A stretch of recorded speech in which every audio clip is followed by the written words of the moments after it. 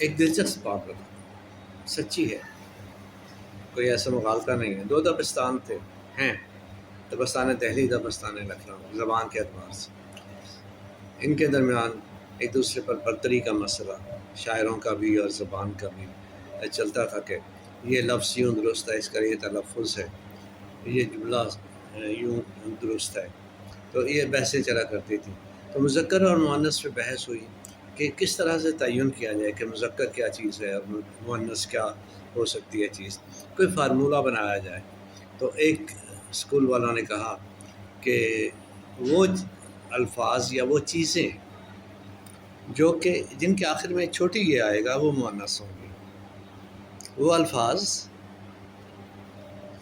یا نام جن کے آخر میں چھوٹی یہ آئے گی وہ مؤنث ہوں گی.